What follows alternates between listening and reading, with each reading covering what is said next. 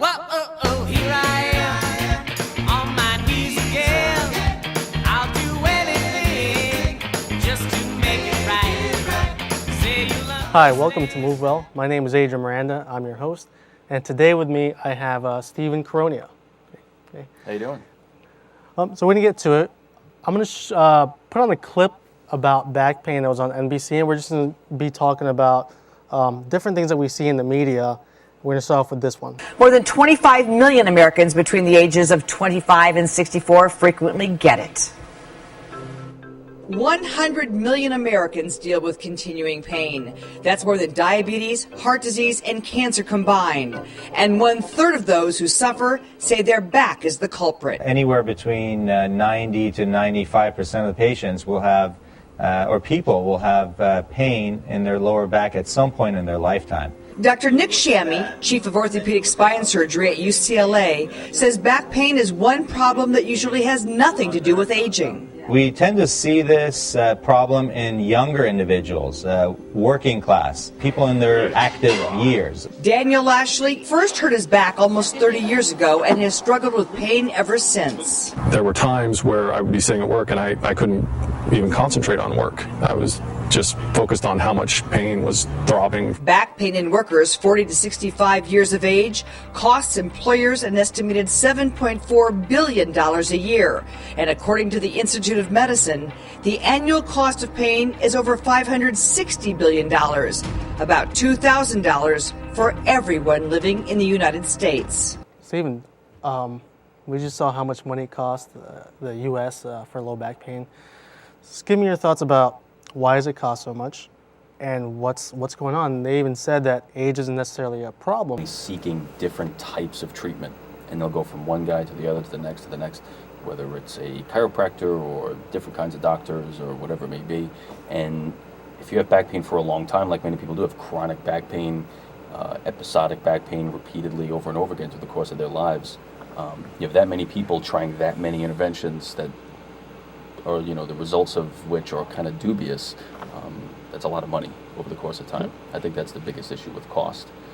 And I think a lot of people have back pain because we live in extremes. I think a lot of people, they sit at their desk for 8 hours and then they run out the door and go train as intensely as they possibly can for another hour, an hour and a half. And I think your body wants to have a little bit more of a fluid transition into what it does instead of doing one end of the spectrum and then the other end of the spectrum. I think that leads people to have a lot of different problems, one of which being back pain. Yeah. So what's usually your recommendation for people? Like you said, we go from extremes. What do you tell people that you see? How do they manage the time that they're sitting and working out and moving or not working out? What's your recommendation? If they're sitting for 7-8 hours out of the day, to try to not sit as much as they can. Either stand up, get up, move around. Even just moving around in your chair is not that bad of a thing to do, so that you can at least ameliorate some of the effects of just sitting in that one position for so long. And we talk about, in terms of exercise, being smart about it, not only thinking of weight loss or muscle gain or whatever fitness goal you have is the only thing you need to worry about. You need to worry about your body's reaction to these things. So supplementing your workouts with core exercise and flexibility work, not doing too much of one thing or the other, sort of having a comprehensive approach to how you exercise, I think helps people not get stuck and damaging themselves, or also being careful not to do too much too fast and just sort of grading yourself and understanding that if you haven't exercised in 10 years, you probably shouldn't try to do a 400-pound snatch your first day back in the gym. It's probably not a good idea. One thing you talked about was posture work, sitting a lot. There's this article, I'm going to pull it up, from the Washington Post about the health hazards of sitting. It talks about organ damage, heart disease, even just circulation. It talks about how your hip flexors get tighter and can put load on your back. And it comes down here, if you look at this, as the right way to sit. Not leaning forward, shoulders relaxed, arms close to sides, elbows bent 90 degrees, lower back may be supported, feet flat on the floor. Is that true? I mean, how much of that is true? And is this, how many people actually sit like that at work? What do you, is this the proper way to sit? Or what, like you said, get up every 30 minutes, but what is perfect posture? What is posture? I mean, why does everybody kind of talk about that, and what's the actual truth behind that? Yeah, I actually think that this little picture here is not bad as a general guideline of how to sit. I think a lot of what they say is true in that little graphic there. I think part, and you sort of alluded to it, which you just said before, about who actually sits that way, and if you do sit that way, how can you possibly sit that way for the entire day? As we said, we have people sitting for 8 hours a day. No one can really do that exact thing for that many hours in a row. So I think that's part of the problem with people, is that we need to manage our expectations with how they can actually sit. Perfect posture, I think, you just think of gravity and what it's doing to your body. And I tell my patients a lot that our body is sort of adapted to deal with gravity. Our anatomy allows different joints to deal with gravity in a certain way. And when you have very poor posture, you've now completely changed that entire scenario and how gravity acts on our bodies. So I think that's the biggest problem, is that people don't realize, because they're so engaged in what they're doing, but just the force of gravity alone is very slowly kind of chipping away and eroding at, typically it's neck and lower back that we see people have problems with because of sitting. But yeah, I tell my patients to sort of manage their expectations with keeping that perfect posture all day. I think they need to be supported enough where they don't feel like they're working very hard to maintain good posture. I think that's part of the problem, is that people feel like in order to sit up in the way that we tell them to, it's work. It's very hard work for a very long period of time. That's why I think this picture is actually not that bad, saying that, trying to stay relaxed, having your low back supported. Having said that, that's not right for everybody, Some people I do recommend to sit on a backless surface, something like a physio ball if they can. That doesn't work for everybody. But yeah, posture is an important thing. I think it is something that we need to talk about with people. Having said all that, there's not necessarily any evidence or research to say that bad posture equals pain. But I think it's almost sort of like a common sense sort of thing, where most people, especially if they say to you, well, I sit for a long time and then everything hurts, you could probably make a correlation with that. So what is the solution for people who have to, like journalists or people who do video and film, who have to sit for long periods and they don't really have an option? I mean, would you recommend get a lot of exercise to counteract it? Would you recommend, like they said, get really unsupported? Or you have to sit 12 hours a day. I mean, you can sit like that all day long and, perfect posture, but then that's not necessarily, or relaxed, and that's not necessarily going to take away the demands of gravity like you were talking about. Right. If you can, and there's a lot of products now that are sort of trying to facilitate this for people, if you can stand for part of your workday, they have a lot of these sort of adjustable workstations now where you can put your computer on something and you crank it up or crank it down depending on what you want to do. I think that, if available to you, is a good option. So at least you're sort of changing the demands a little bit on your body. I think exercise is good, but I think the right kind of exercise is good. A lot of my patients who have problems sitting for a long time, there are certain exercises you can do to strengthen certain muscles in your body, parts of your core, parts of your stabilizers in your back muscles that can allow you to sit up a little straighter and your body doesn't feel like it has to work quite as hard. There are stretches for sort of opening up in general. I tell people, think of opening up the front of your body and strengthening and shoring up the back of your body. And if you can do that, I think your body will feel like it has to work less hard to maintain a good posture. Those, I think, are things that are pretty universal with people. Depending on, certain diagnoses or what people's problems are with sitting, I think that the advice varies a little bit. But I think if you work on muscles that need to be either flexible or strong, depending on where they are, and I think if you, like we were saying before, if you support yourself for the times that you do need to sit, if you're unable to stand for parts of the day, if you support yourself in a way that limits those effects of gravity that we're talking about, supportive chair, using your chair, that's another thing too. So many patients, and it's in that says it in that graphic there, not leaning forward. So many people I know who sit for a long time, they don't even use their chair. So they could have a good chair and they don't even use it. What do you mean by that? Using their chair? In other words, if you tell a patient to sit up straight all day, right? We said it's very hard work. So sitting up straight all day without support, or leaning forward without support. Either of those things are not good, even if you are sitting with perfect posture and you're not supported, because you're going to get fatigued, you're going to get tired, you're not going to be able to maintain that great posture the whole day. If you can set your workstation up in a way where your chair is helping you maintain a good position, even if it's not perfect, it's better than having nothing. And leaning forward and being, I kind of call this like the gargoyle position, where people are sort of crouched and perched, like on the end of a building, staring at the screen, and anything you can do. So using your chair can mean something as simple as sitting back and sliding your chair close to your desk. Little things like that. People don't like it at first, but I think over the course of time they figure out, like, oh, wait a minute, now my neck doesn't hurt after I've been here for 2 or 3 hours. Yeah. Something very, very simple like that. Even just sitting upright, I mean, there's showing, research that just the vertical compression of the spine kind of makes the discs lose their water. And so it seems kind of counterintuitive that you can actually slouch back in your chair and actually get some relief and, excuse me, and actually, give your back a bit of a rest. So, how do you kind of switch that mind? Do people tell you that slouching was bad, and they try to sit up all the time? And, Right. What's kind of the thought process in people's heads? Yeah, I think, if they're getting advice that you need to sit up straight all the time, now that's their end game. That's their goal, and it's not realistic, and it doesn't always work. It's not reasonable to have people expect that they're going to sit like that all day. And yeah, like you said, the vertical compression on your spine, I think you need a mix. And I tell the patients too, if you took a video of people who have no pain, they're not all sitting like this, It's very simple things where you can vary your posture, but just making sure that you're not in these very, very excessive sort of positions.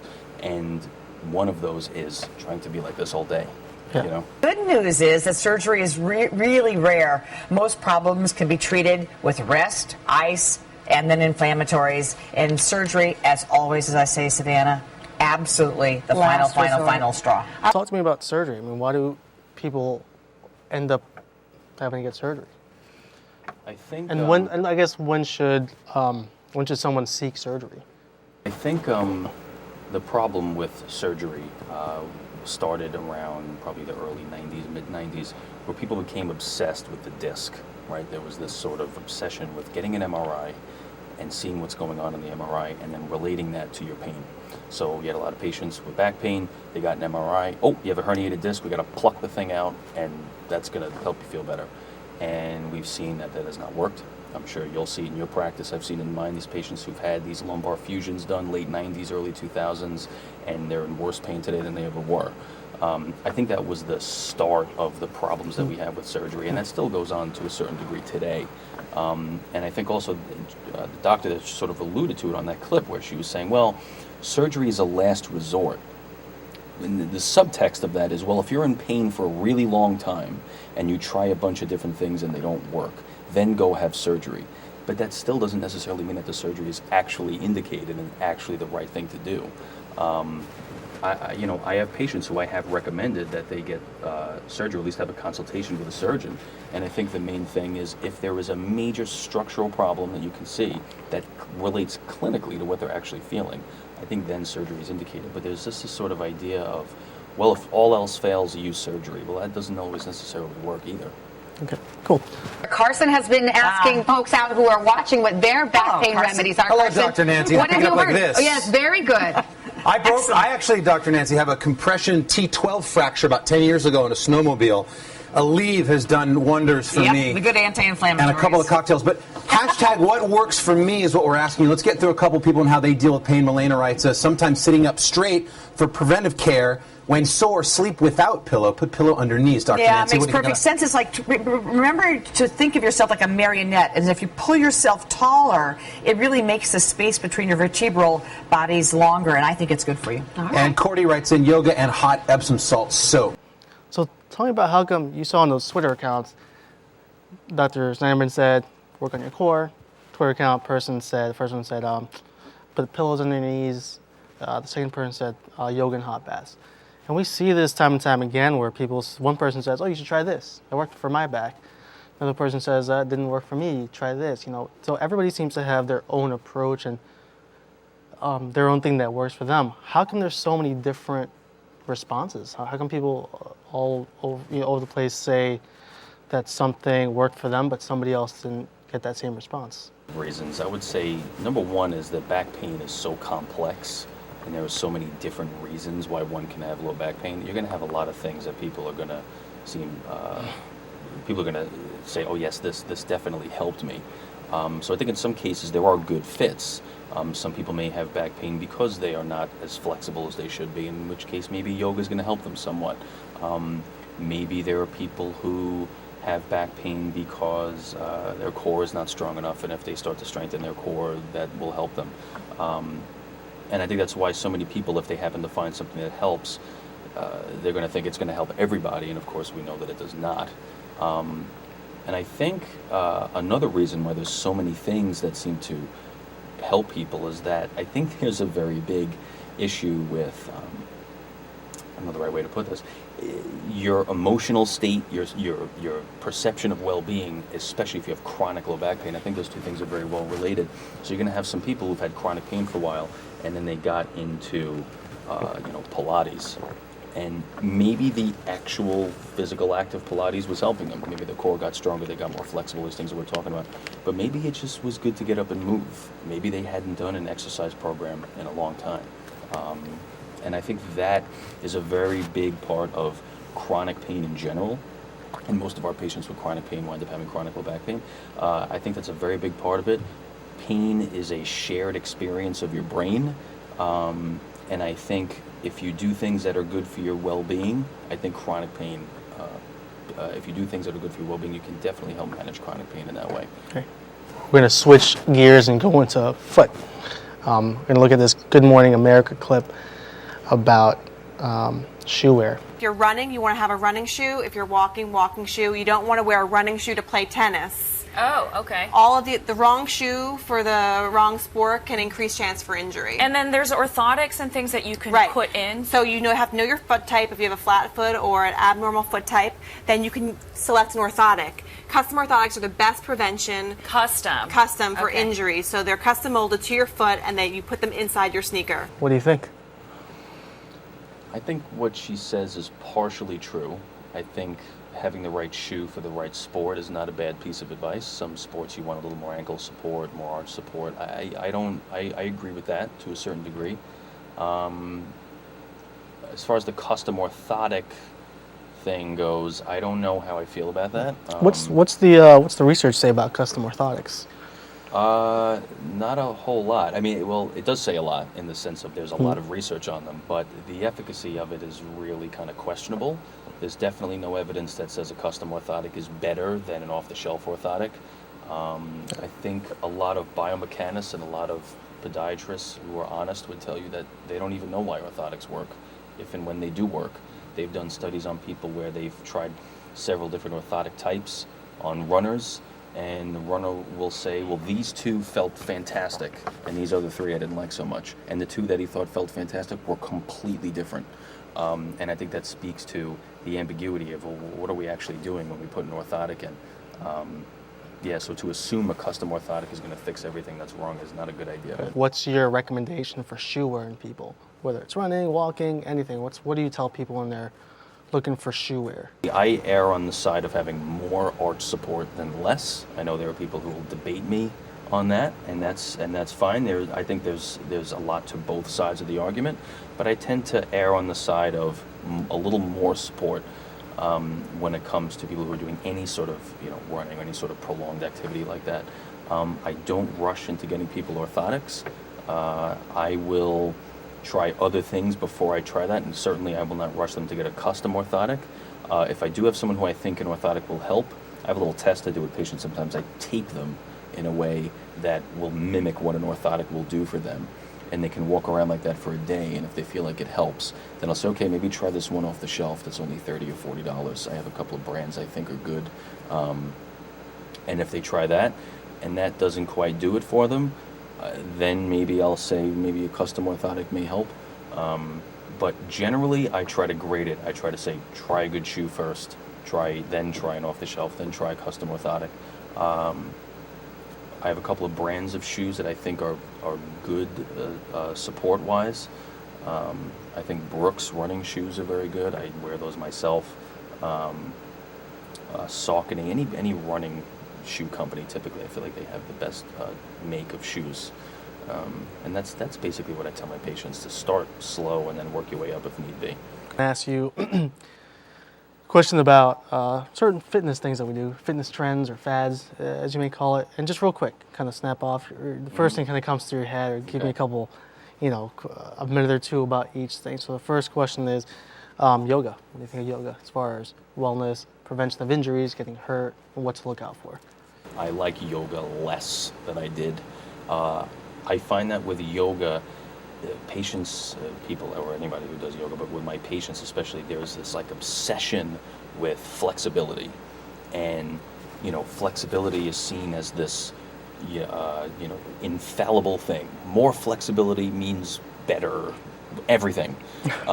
And I don't think that's a great idea. Okay. I've seen a lot of people who end up either hurting themselves or they have an injury already that they end up sort of pissing it off by really concentrating, I have to get my hamstrings as long as they can possibly be, and all this kind of stuff. Pilates. I think as a standalone exercise program, it's not bad.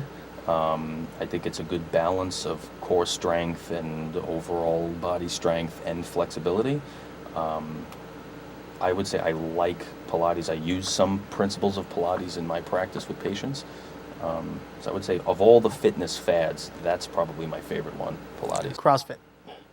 CrossFit, I could probably talk about for about a week. 30 seconds. I think it's better than sitting in a machine and just pushing something. It's functional training. I think it gets your whole body involved.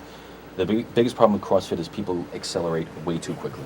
And we spoke about this before, the idea of getting off your couch and then doing a personal record in the clean and jerk the first day you're in the gym. That's my biggest problem with CrossFit, accelerating too quickly. Last one, running. What do you think about running?